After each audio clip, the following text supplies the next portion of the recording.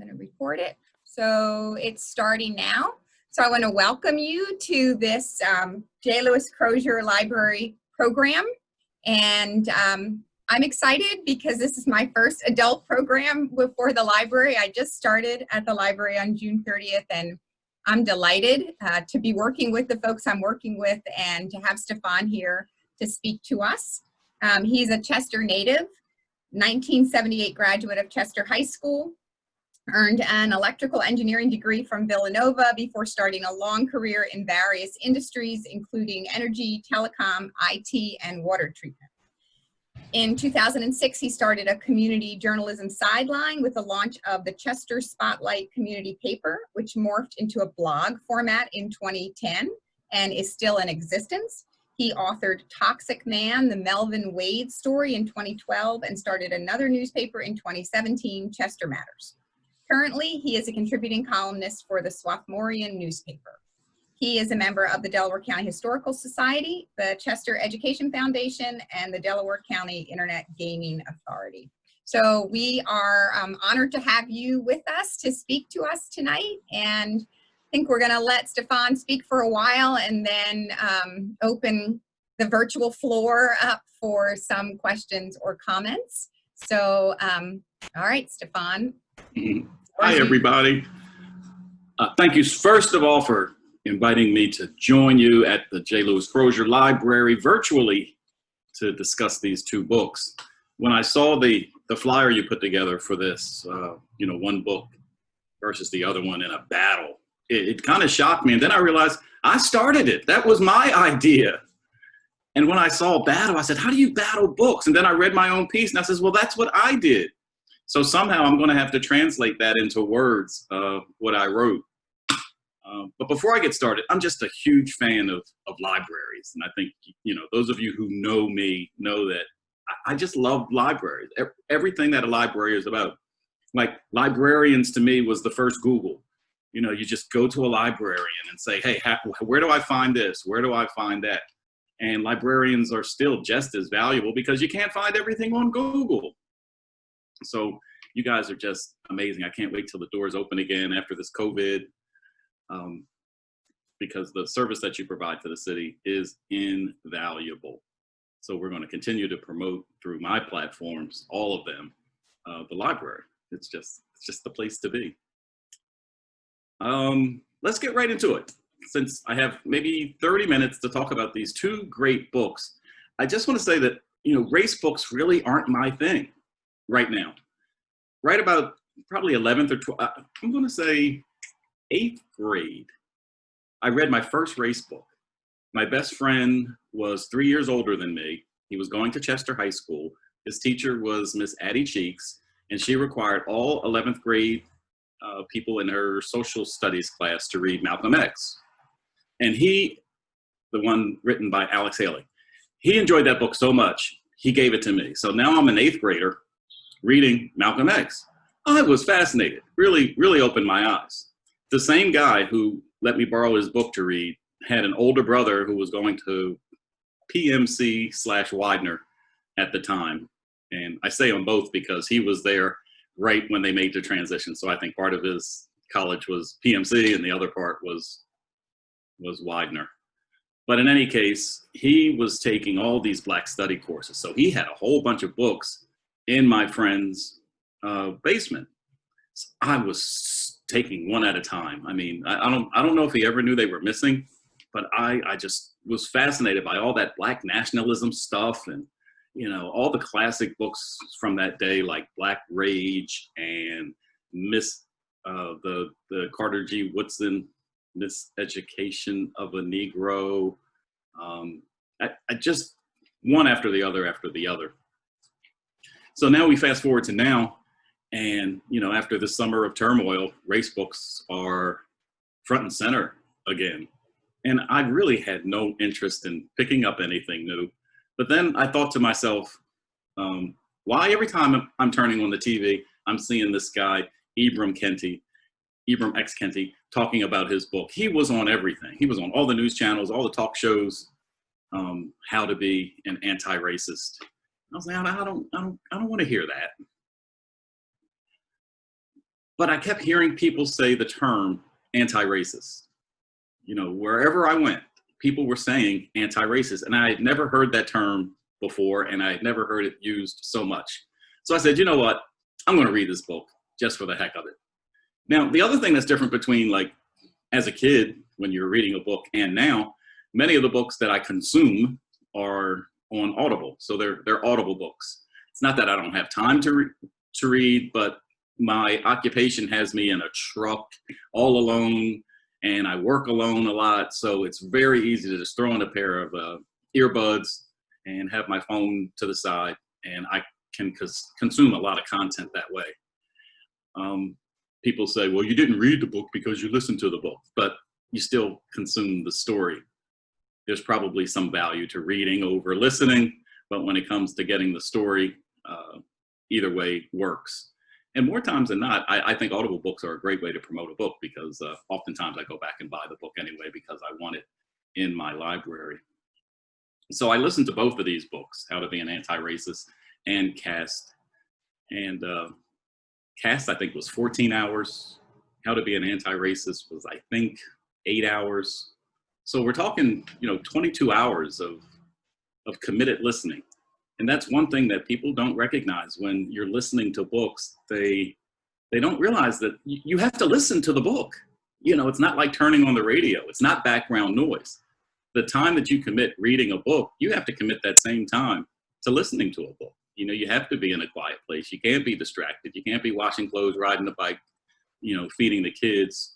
You have to commit the time to listen to the book. So for those of you who want to start listening to books because you think it's convenient and easy, you still have to commit the time. You just have to block everything out and listen. So the whole battle thing, the idea came from the DJ battles that were happening this summer on Instagram. I think the guy's name is DJ D Nice. I guess I'm old because I never heard of the guy. But what I did hear was that he had hundreds of thousands of people join him with their phones and tablets and computers in front of them on Instagram, and they're just having house parties with this DJ. And, it wasn't particularly a battle, but it really started to spark a lot of entertainment, particularly music, through Instagram. So right after that, you had artists, one against the other. Basically R&B, some rap. One of the things I wrote in my little article was, I didn't see any white people battling. I didn't see country music battles. I didn't see concerto battles. I didn't see any of that. But I tell you what, Black folks this summer had a great time pitting, Erykah Badu against Jill Scott, or Babyface against whoever he went up against, that guy. And they continue. What Gladys Knight and Patti LaBelle battled just a couple of weeks ago. So they're doing it for every age group, every kind of subgenre of music. So that was like how I put this together. How to Be an Anti-Racist and Caste were the two books that I read this summer on race. And I said, hey, let's kind of write it up as a battle. What I'm going to do today is what I also did in the article. I'm not going to pick a winner, because I don't really think it's a battle between one book or another. It's really a battle for your attention. It's a battle for your interest. It's a battle for which, as we're going to describe today, which book is right for you. These books are very different in their style, in their presentation, in their content. They both do talk about race. So when I consider How to Be an Anti-Racist, and you think of movies, you have your parental guidance ratings. You have G and PG and R and X, and adult, and all that type of stuff. I would put Anti-Racist as one that probably a sixth grader could consume if he really wanted to. But Caste might have to bump that up to a senior in high school. That's going to take some effort. So that's the first thing you have to consider. We're like, what level are you when you want to read one of these books? If you were to pick up Caste first and you weren't, I'd say, a seasoned reader, you'd probably put it down pretty fast. But How to Be an Anti-Racist, I think it's written for just about anybody to read that is at the junior high school or above. So that's one thing to consider. One of the things I loved about Antiracist was how simple it was. It was a very simple structure. It was a very simple, I can't even call it a story because there was a story within the book of this guy trying to explain as best he could what a racist was and sort of like the antidote to what a racist is, that being an anti-racist. It sounds so simple, especially those of us who've read the book or heard the story. You kind of say, yeah, of course. But before the concept of anti-racist came out, as he kind of puts it, a lot of people identify that they're not racist. And that was the end of it. But as he kind of peels back the onion a little bit, he says that kind of is a claim that signifies neutrality. If people say that they're not racist, you're really not saying that you're against racism. You're just kind of hanging in the middle. So what he promotes is, if you're saying that you're not a racist, then show me, I guess I could stop right there. Show me some action that you're not a racist. And the whole book talks about some aspect of racism. Now, the reason I get a little frustrated with race-related topics is that I find so many times they try to, it seems like, create new words for race. Like to me, there's just plain old racism, but there's institutional racism, and there's structural racism, and there's systemic racism, and there's all these flavors of racism. So when you thought you knew what racism was, all of a sudden here comes a prefix that kind of makes you wonder, do you understand what racism is? And I think the genius of this book is he took a lot of the prefixes of racism and made a chapter out of them. And the unfortunate part about not having the physical book is that I can't pick it up and turn to the table of contents. But the beauty of the internet is you just Google, I want to see the table of contents, and it gives it to you. So what he does is he takes, I call it the 31 flavors of racism. He didn't do all 31, or he didn't do 31, but he talked about power. So let's say the racist aspect of power, of biology, ethnicity, body, culture, behavior. Color was interesting because as Black folks, we still struggle with light skin versus white skin, white power, Black power, class power. And I think I'll highlight this class power because it's sort of the only intersection between this book and caste. He talks about space and gender, which was real interesting, sexuality, failure, success, survival. And it was really interesting how he would say, if you're racist, you're a sexual type racist. And if you want to be an anti-sexual racist, here's the things you have to do. So that's why I kind of say it's a real good book for an elementary learner. And I don't mean an elementary school learner, but somebody who just wants an introduction to race. He takes all the flavors and puts it in, here's how you would be biased toward that, and here's some actions you can take to be anti-bias or anti-racist, as he says. While you're reading the story on his explanation of race, you also encounter his personal story, which I thought was absolutely fascinating, and it kept the book moving to me. So you learn that, like so many of us Black people, particularly men who never want to listen, he identified himself as a racist. Not at the time that he was doing racist things, but as he grew and as he learned and as he studied, he realized some of the stuff that he did in the past were absolutely racist and didn't realize it. And many of us, fall into that same category. And so many times, especially in the days that we're in now, so often we hear the word racist only applied to white people. Racism is a white thing, and Black folks are very racist indeed in their thoughts and their actions. And, you know, this book really lays it out for you very explicitly through his own examples. I think the great example of, I think it was in high school, where he had his Martin Luther King speech. He gave a public speaking, his first attempt at public speaking, and it had something to do with Martin Luther King. And he got up there and he won the event. Everybody applauded and was happy and patted him on the back. And upon further review, he realized that he did Martin Luther King a terrible disservice, because everything that he talked about was sort of anti-King. But it was so pleasing to the ear and so common to what people were, you know, familiar with. The people who rewarded him for that presentation didn't realize that they were rewarding a very racist presentation. It was interesting to see that he, you know, went to college and didn't think he should have even gone to college. He didn't have that self-confidence, but in college met some of the right people that kept him encouraged. I was really excited to read that he went to Temple University and studied under the great Malafi Asante, who is the father of African-American studies. And as an aside, I had an opportunity to meet this man and didn't even know it. I was at someone's 50th birthday party. It was a really swank event at a hotel in Philadelphia, and everyone had assigned seats. So I got to my assigned seat at the table, and the guy next to me, we were talking, and I said, well, I guess I'm talking to him. We're going to be together for a while. What's your name?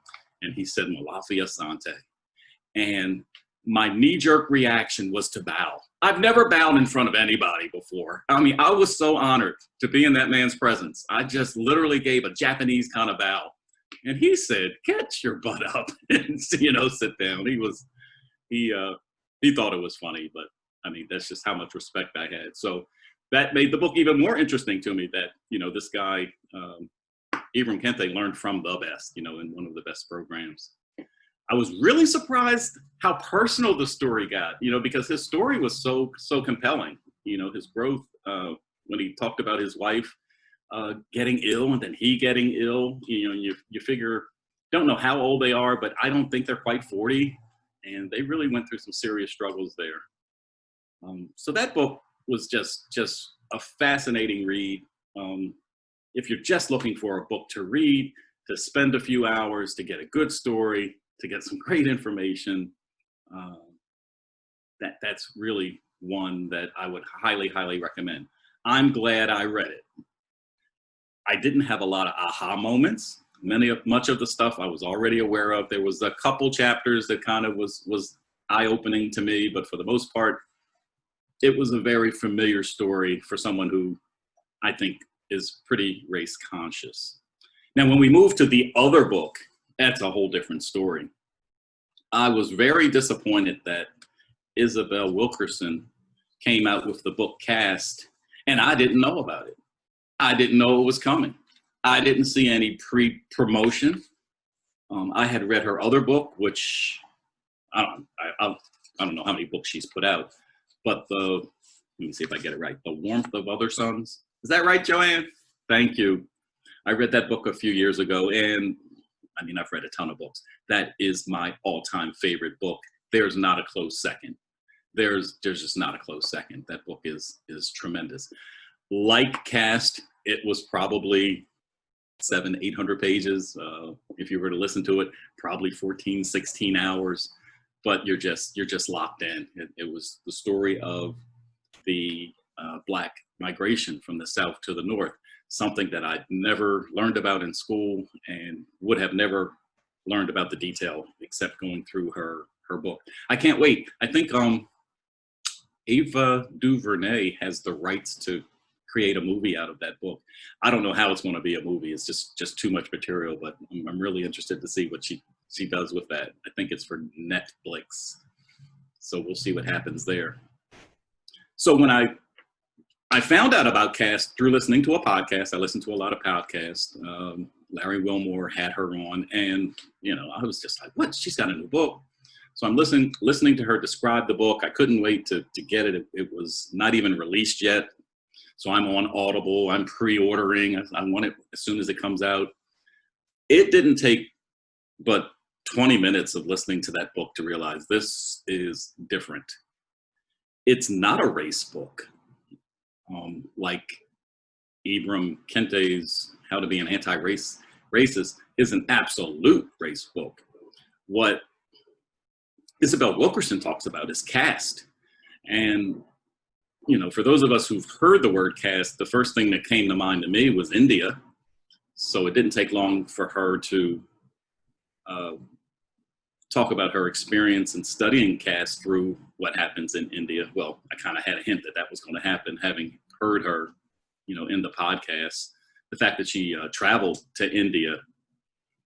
I wasn't quite aware of the German caste system as much as, you know, we've heard about, you know, German history. I just never saw that society as being caste oriented.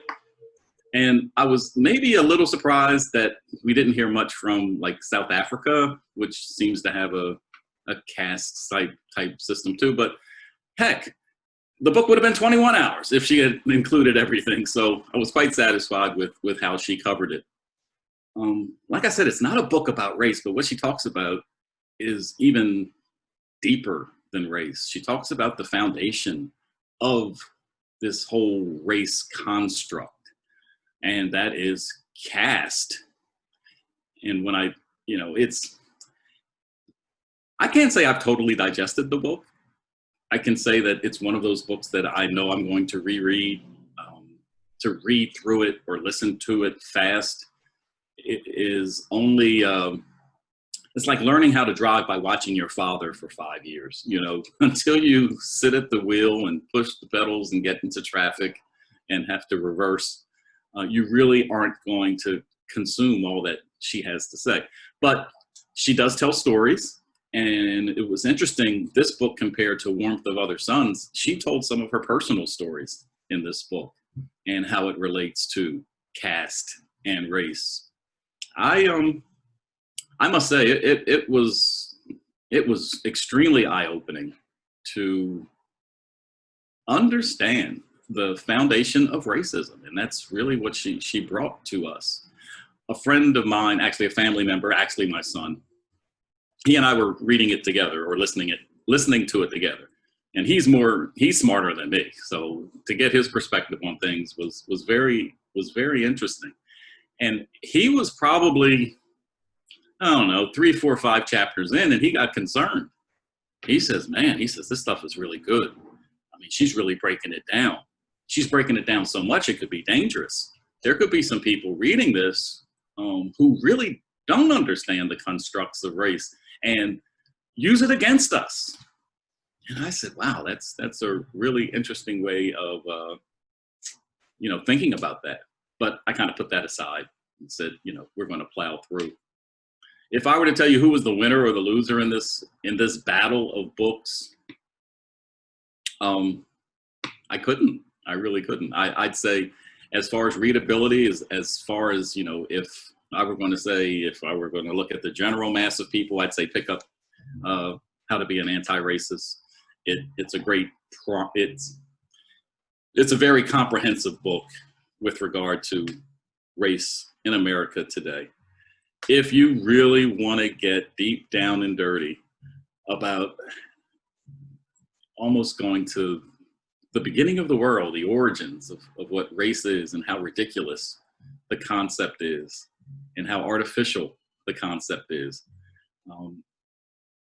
the Caste is the way to go. Caste is probably a textbook that could be covered in not just 1 but 2 semesters. I would love to see if some school would be willing to use it like that. How to Be an Anti-Racist, though, is something that you just want to keep by your bedside and go through 1 chapter at a time, because each chapter focuses on, like I said, some aspect of race. And the beauty of it is it not only identifies a topic with regard to race, but he gives you the kryptonite or the antidote of how to erase it as a racial issue. So I loved it for that reason.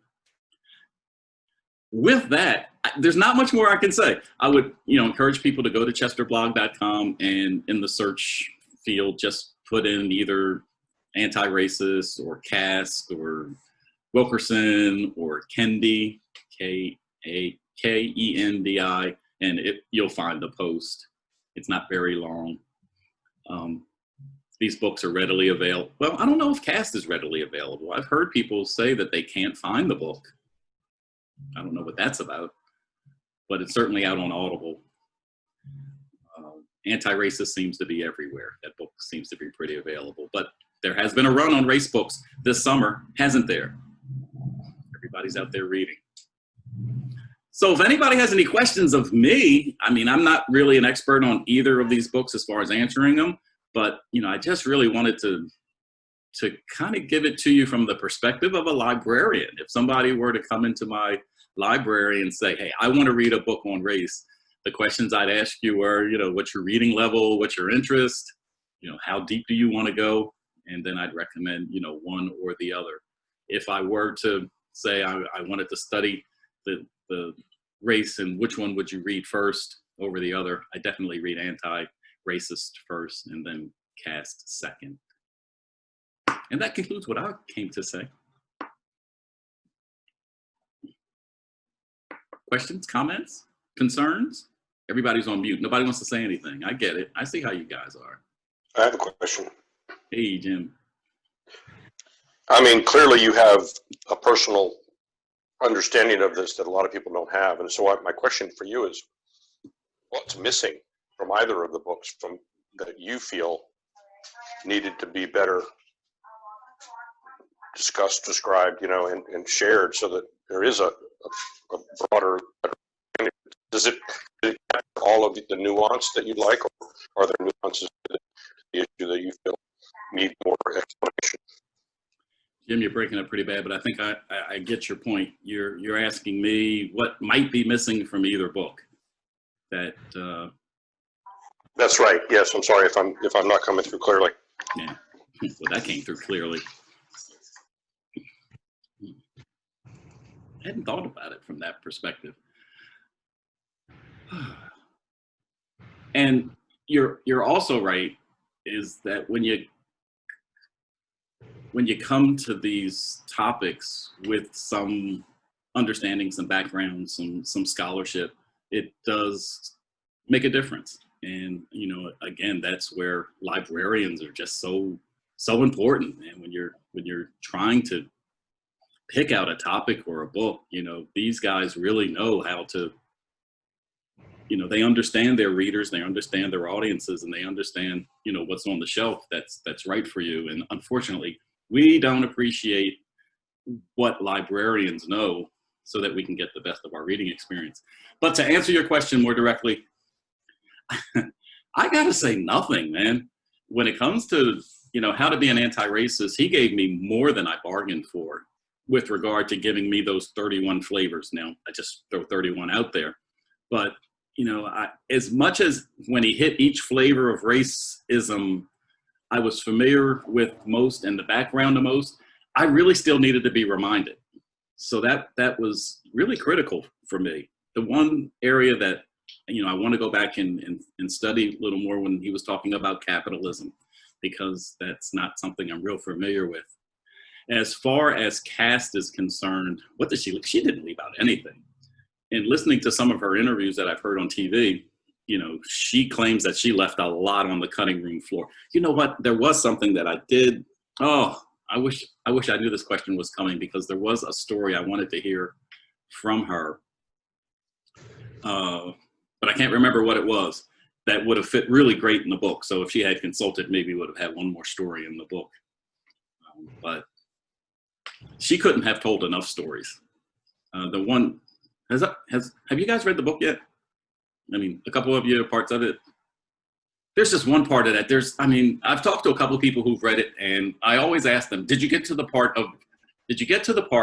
where the boy's in the pool, And that was the story that really made me put the book down. And I must say, I had to put the book down a few times. It's just gripping, the stuff that she brings out.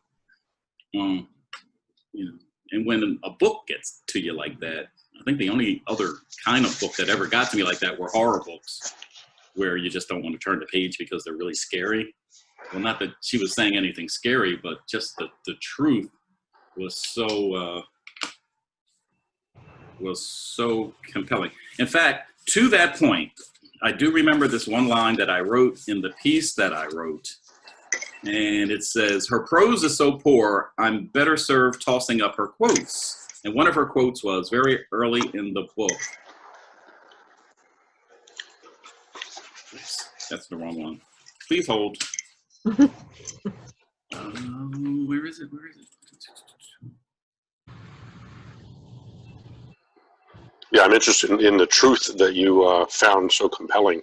What cut to you like a knife, it seems? Oh, in Caste? In that book? In either, but yeah, in Caste, you're describing a story in Caste that struck you. I'm just interested. What was the story and what was the truth that caught you? Well, all the stories were great. All, not great in the sense that they were great stories, but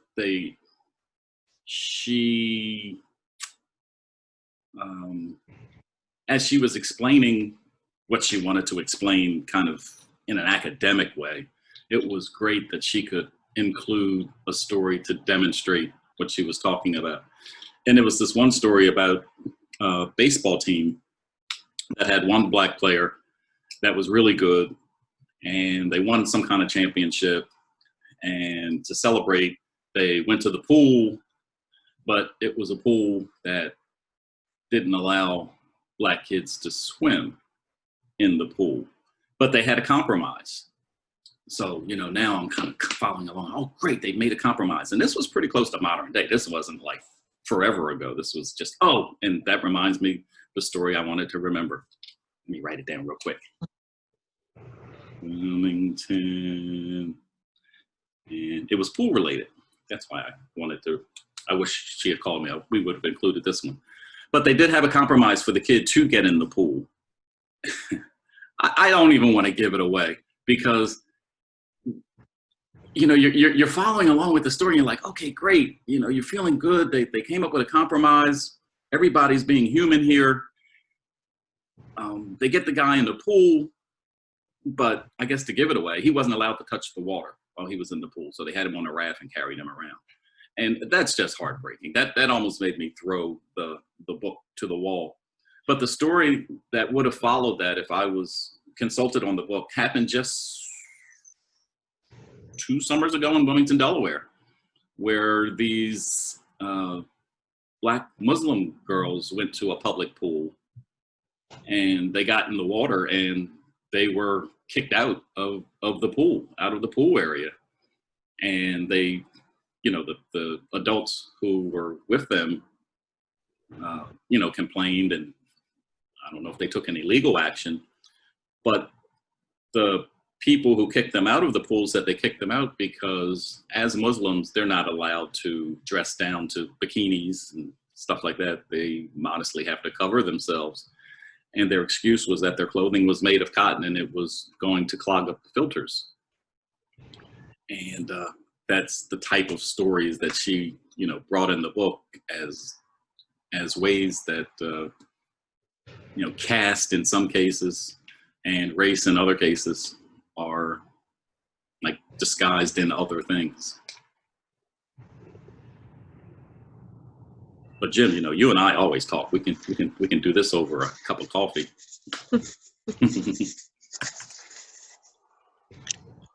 But both, like I said, both of them are great books. Very different books, though. They're very, very different books. It's not a fair battle. It's not a Gladys Knight versus Patti LaBelle at all. It really is, I'd say, race-centric book is How to Be an Anti-Racist that offers, all the flavors that's in the ice cream bin and, all the remedies to making a racist flavor non-racist. But then Caste just creates a brand new view, a brand new construct on the foundation that race is built on. And she even calls it a foundation as she explains it in terms of how you build a house and, the foundation of a house and how things are built around it.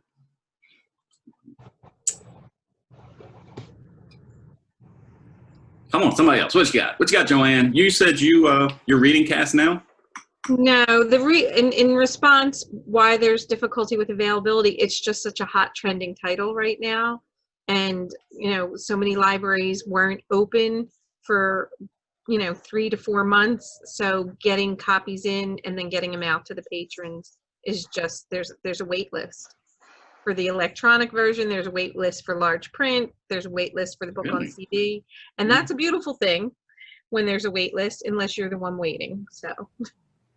I guess it's also challenging because even if it is available electronically, I imagine, does the person who gets to take it out have first right to retake it out? Because it's long. I mean, you really have to commit to listening.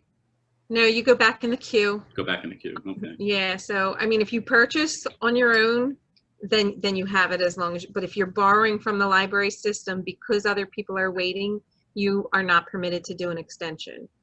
So it's a challenge. It's a good challenge. That's, that's just an opportunity to explain some of the services that the library has. I mean, we're just so used to libraries having books, and that's it. But there's just so many ways that you guys are disseminating content now. Right. And so much of it is over, on a computer, and it's nothing is confined within the walls of your building. It's just out there. I love it. Yeah, the larger libraries, all of the libraries in the county system and across the state are offering what they call contactless pickup. And some of the libraries have so many, like they give you an assigned time in many of the libraries to come and pick up your books. Like you're not even to say to come into the building to select books, but just to come pick up what you've ordered. Some libraries have like a 2-week wait time around the schedule of doing pickup. So clearly libraries aren't going anywhere, but if nothing else, COVID proved that folks want to hold books in their hands just as much as they're willing to listen to them. So I am reading another race book right now, not because I wanted to, but someone gave it to me a year ago. So it wasn't even in the popular race theme. It's called Defender, and it's the book about the Chicago Defender newspaper. Somebody knew that I do newspapers, and someone knew I was struggling to find anything on just Black newspapers in this country. There really doesn't seem to be a comprehensive volume of, a single volume at least, that talk about that history. But this book, Defender, another really long book, does cover not just the Defender itself, but the history of many of the other newspapers around. It's very Chicago-centric because it is, a Chicago newspaper. But the history, it's written, for those of you who've read Isabel Wilkerson's books, it's a very similar read where your theme is newspaper, but the content is history, and Black history in particular. So it uncovers a lot of stuff that go well beyond the subject of newspapers. I'm absolutely loving it. And in terms of readability, which again, that's why librarians are so valuable. It's that book that I cannot pick up without having my dictionary next to me. oh wow. So, these days, that's my dictionary. You can just get the app, Merriam-Webster or something, but I can barely get through 2 pages without having to look up a word. Sometimes that's frustrating, and sometimes it's rewarding because you realize 50 pages away, that same word comes up again, and usually authors have their favorite big words. And when you get into a long book, it does help cement, learning a few new words along the way. So that's a book that I can't wait to review. It's because it's not audible, I'm forced to sit and read it. And it's an enjoyable read, but it's a challenging read, but it's worth it for the history. It's an amazing book of history, The Defender. So get that one in the library, Mark. Well, Well, it is yeah, in the county. There are 4 Okay, copies in great, the great. county, Oh, but wow, that's great. we can get our copy for our local collection as well. And it looks like they're all on the shelf, so we need to get some people reading that Yeah, when they are available. I'm to sure borrow. that's a sleeper. That book is a monster. Well, it with is regard to covering history. a long chunk of history there. So I'm up to 1921, which is really fascinating. Just to tell you a little bit about the book and where I am in 1921, it's so fascinating because now we're in 2021 and it's so similar of a time. It's amazing how similar of a time. You know, Woodrow Wilson being president, you know, Donald Trump just seems to be the same type of guy. They had, you know, the riots in Chicago right around that time. And, you know, the country's rioting now. They had, you know, just the race issues were strong. What's the, in Boston, they had a big, I guess it wouldn't be a pandemic, but a big health issue. Some disease was going around Boston at that time. All kind of stuff. Like it's just amazing how similar it was. And then you find out, like in 1820s, they had similar type issues as we're all familiar with. So I don't know what it is about the 20s. I don't want to get to 2120. Folks, I have to head out. I have to go close up the library. Stefan, thank you so much. So good to see you, Joanne. You as well, sir. Thank you. Thank you. Take care, Joanne. Thank you. So Stefan, I appreciate you doing this, and I appreciate you talking about both of the books. My sense is that both are changing the discussion around these issues also. I think people are talking about both books. I think Oprah sent copies of Caste to multiple CEOs around the country based on how much she was impressed by the book. I do hope that this happens. I have almost completed Caste, and I've seen Kendi speak, but I haven't read How to Be an Anti-Racist yet. But I think the more people who read them on multiple levels, the better, I think. And I had just the same reaction that you did to Caste in relation to thinking that there would be more about South Africa. I just as the conversation was progressing, I just assumed that I'm sure there's a rationale, and maybe it's the way the definition of caste is described, but South Africa had a formalized, you know, I mean, structure that was clearly defined.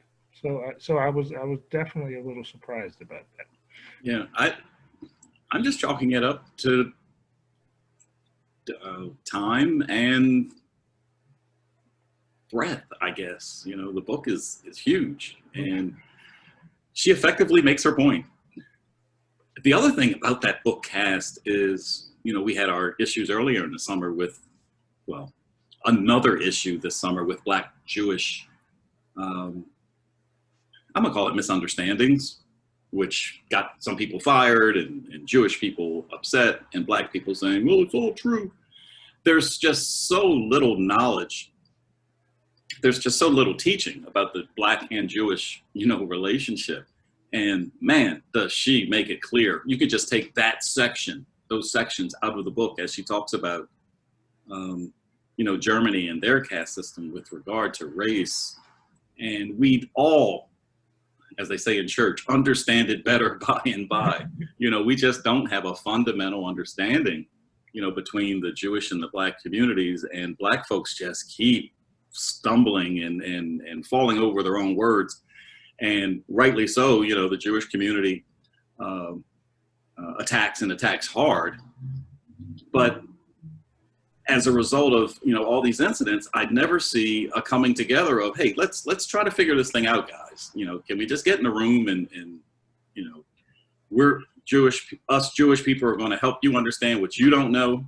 And you Black people, you know, help us understand what you think about us. You know, the whole Farrakhan thing always gets thrown in there, which I hardly ever understand because I just have always seen him as a peaceful guy. I've never seen him throw a grenade or carry a gun, but he does have an opinion.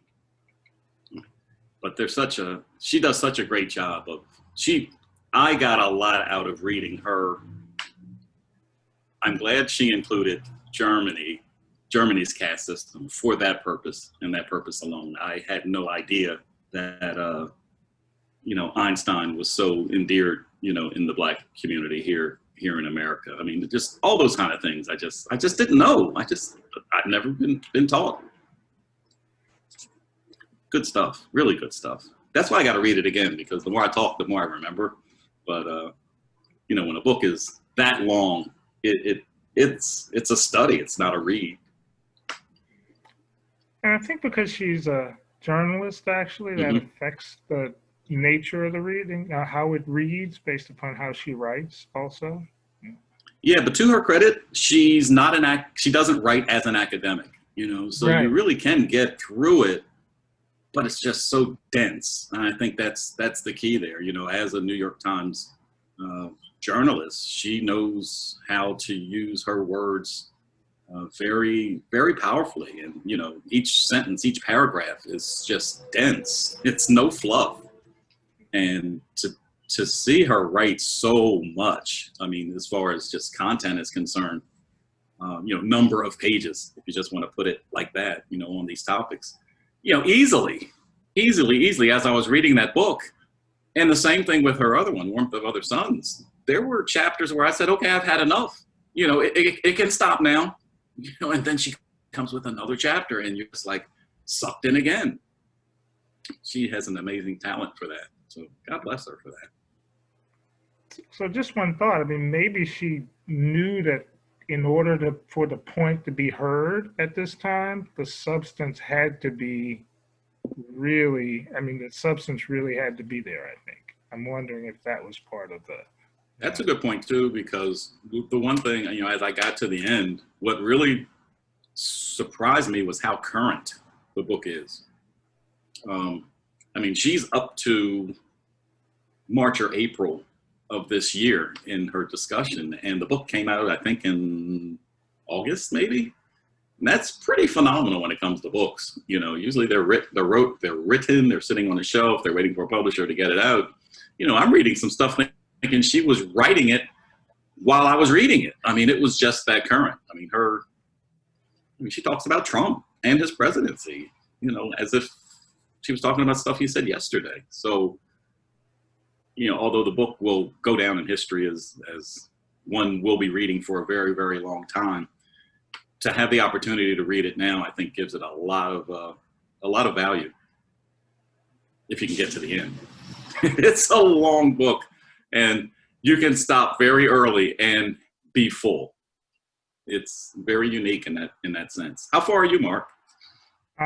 Let's see, maybe chapter 16 or 17. Okay. Yeah. And it's compelling. There's no question, and her personal stories are quite interesting, I think, being in an airport and how she's treated, and, going to interview someone who doesn't think she's the reporter, just all sorts of. Yeah, and we hear these stories, from a lot of people, but it was great to hear that she integrated it into this book. It kind of made it a lot more real. It's like she's in the book too. Like the other book, Warmth of Other Suns, she's following, I think it was five families in different locations in the South, working their way up to the North. She didn't involve herself at all because these are, historic characters. But this book, like I said, I think it was kind of precious because of its currency, how just today it became as she put the building blocks together for us, one brick at a time, going through this book. It's very unique. I've never read anything like it. Historically, conceptually, so much I didn't know. And that's, same thing with, Warmth of Other Suns. There was, as much as I thought I knew, I knew nothing of the Great Migration. And now I'm reading The Defender. A good part of that book is about the migration. So it was a great primer, to learning about the migration and how, the Defender newspaper was so important to convincing people to get away from lynching and come up north. We got it. We got you. Come on up here.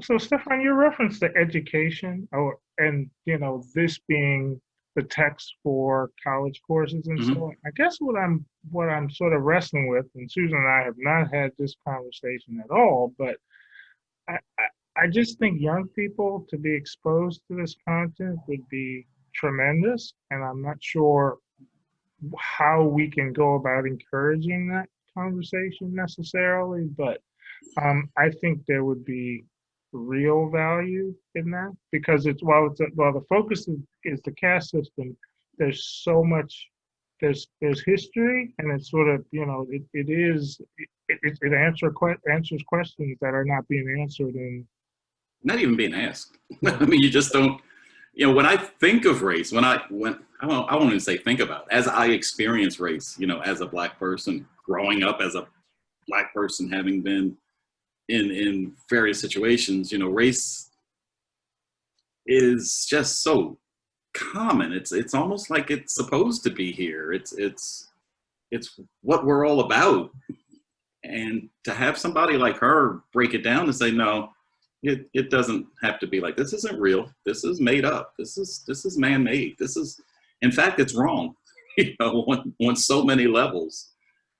I don't know if there's a show out on, I don't know if you've seen the commercials, or maybe if you've downloaded it yourself, Peacock, a new streaming service. I've got Comcast Xfinity, I've got Peacock, and every now and then I peek in to see what they have. There's this show out there called Noughts and Crosses, Noughts, Noughts and Crosses. I said, I'll give it a shot. I like the cover art that they had. Laying in bed about to go to sleep, I turned this thing on, and it's the parallel universe of Africa has colonized Europe. And the setting is London, England, sort of modern day, current day, maybe ahead of us. Like I said, what's the word? Dystopian kind of look. But the Africans are running the show. They're running the country. They're all dark skinned. They're in their African dress. You listen to the African music in the background. It's very, very, very beautiful in that regard. The white folks of London are the underclass, the low class.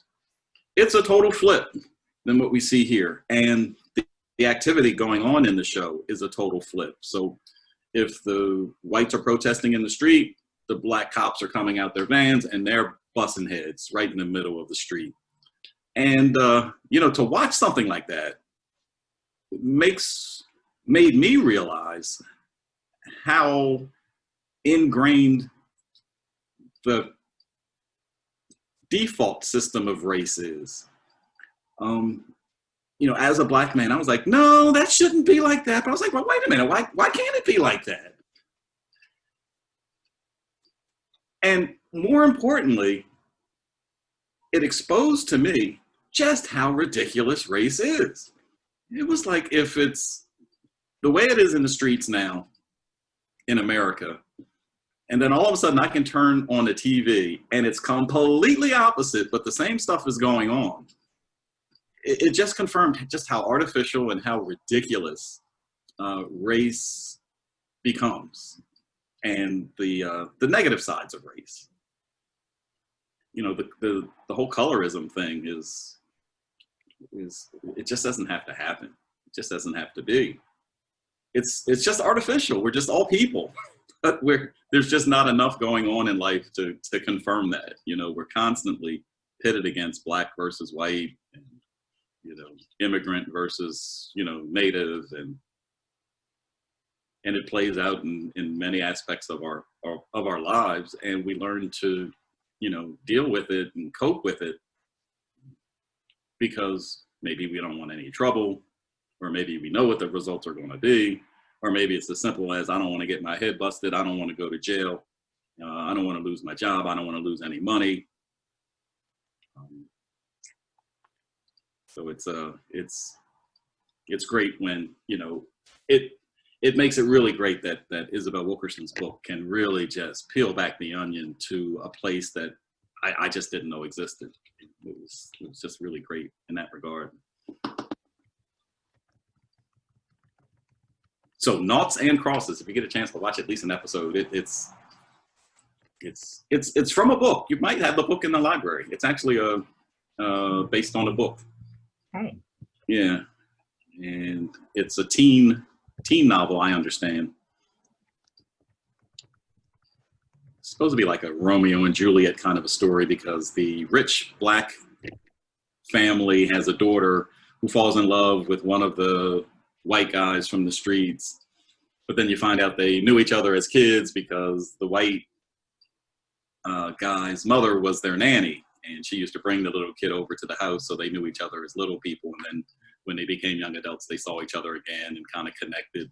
So you got the interracial relationship going on as well in the show, and the typical reactions, you know, the blacks and the whites don't take too kindly to this couple being together.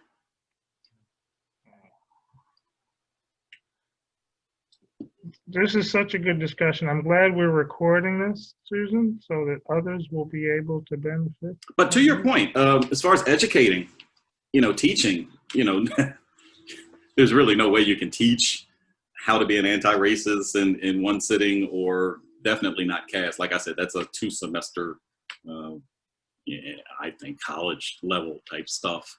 But, you know, we can bring out small parts of it and find interesting ways to present it. And I think that would be well worth anyone's time who wants to do that, for sure. It's great to have a base to draw from, you know, whether it be and these 2 books are just great.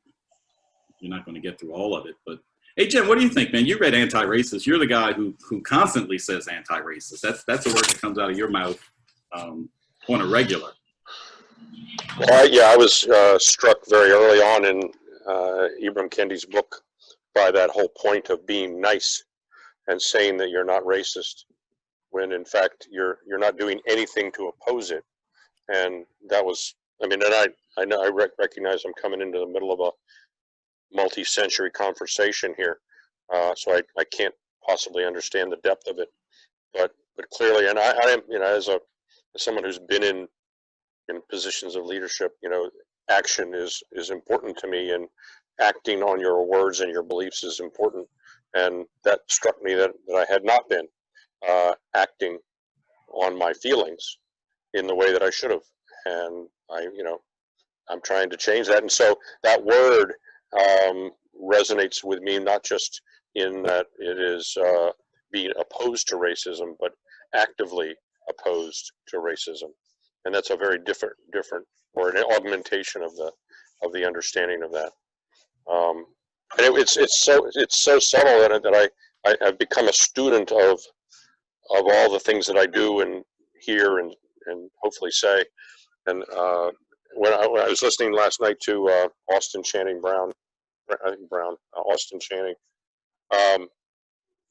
discussing, she made a very brief point, and I know we're over time, but she made a very brief point that she can be in a conversation with a white person and will hear 2 or 3 things that to them are completely normal, but to her are completely racist statements. And so I'm trying to understand, and because I am a former politician, I am highly sensitive to the way I am perceived, and I can't correct behavior that I don't know about. And so I'm trying to understand, and I'm not trying to put you or anyone on the spot, but I'm trying to learn from her and from others. What words do I use that are more respectful, that don't come across the wrong way? Sorry, I have a train in the background if you hear that, but that's if we're going to change our behaviors, it starts with ourselves, right? and then we move out from there. So that's for me what anti-racist means. Starting with myself and understanding how I can actively be that, starting with how I think and starting with how I act, and then moving outward from that, and recognizing that I am in the middle of a conversation that goes back centuries on this issue, and I can't assume that suddenly everyone else is wrong and I'm right, and I can't assume that everyone's not trying to figure it out too. So kindness, I think, in a lot of ways has to come into play. But I definitely get the point, and so I'm trying to just understand, learn. Well, Jim, don't be so hard on yourself, because I mean the point that he makes with this anti-racist is new to many of us. And I think, your point of the subtlety of it, I think, is the genius of it as well. I mean, the word racist has more been a label than a verb.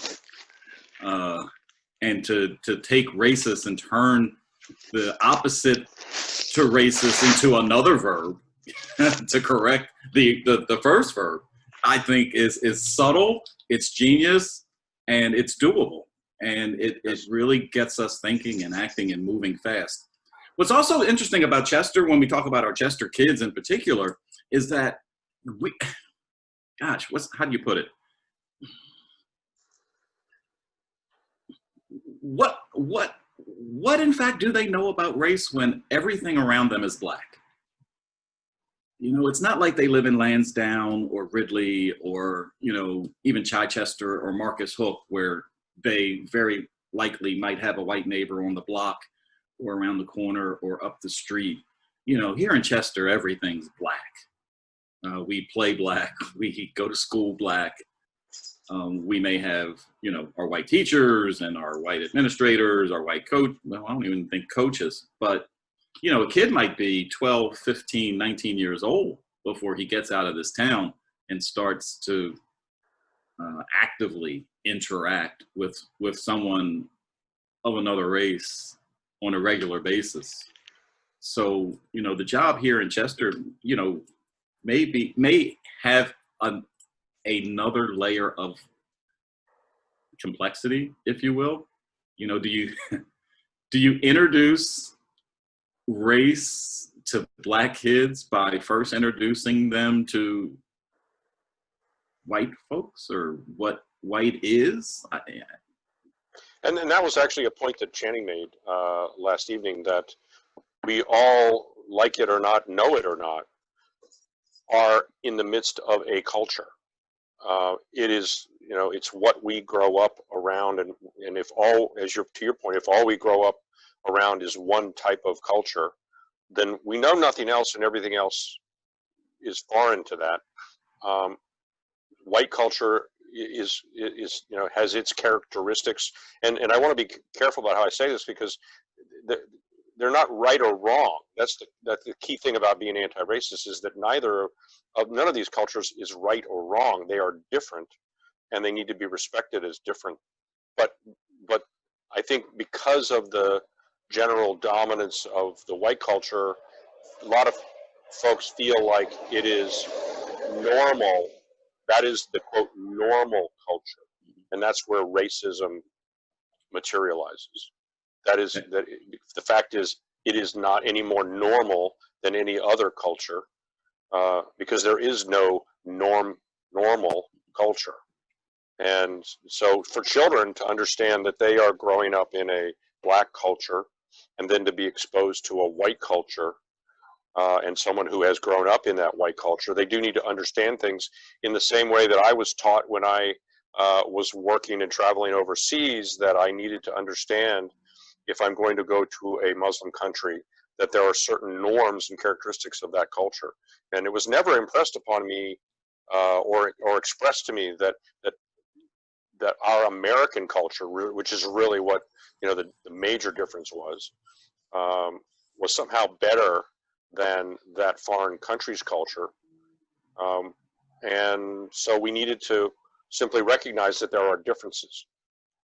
And I think it's the same way. Not that to say that it's necessarily you're moving from one country to another, but every group, every collective, every diaspora, they have their cultural aspects, and recognizing that you're part of that culture and that you've been exposed to it is we just have to recognize that and strip. And I think Dr. Kendi's point was that we have to separate the humanity from the culture, the humanity from a lot of the things that are expressed as being that racism occurs when you assign certain characteristics to a human based on, in this case, the color of their skin. That's when the racism occurs, and we need to stop that. That's just not the case. There are good whites and there are bad whites, and there are good blacks and there are bad blacks, and there are lazy, as he says, and lazy whites and lazy blacks, and there are aggressive whites and aggressive. Those are human characteristics that cannot be assigned and should not be assigned based on something arbitrary, truly arbitrary. And he makes the good scientific point that there is absolutely nothing, genetically different here. There's nothing there.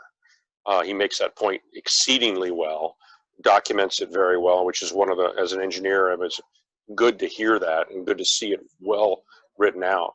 But I mean, these are human. We are all exactly. I mean, with exceedingly small differences genetically, exceedingly small. We are exactly the same human beings. And you can be the full spectrum of human characteristic, regardless of what your skin color may be, or your cultural heritage may be, or whatever. There is every human trait expressed equally and with equal frequency and statistical character, regardless of what your physical characteristics may be. If you are amongst let's close on this. Thank you. Sorry to go on so long. No, that was cool. I'm glad you're on. You talked about the standard of good is white, and that's sort of a given here in this country. And when I talk about that show Noughts and Crosses, the standard of good was black. So it depends on your perspective where you are, whether you're watching TV or whether you're looking out the window.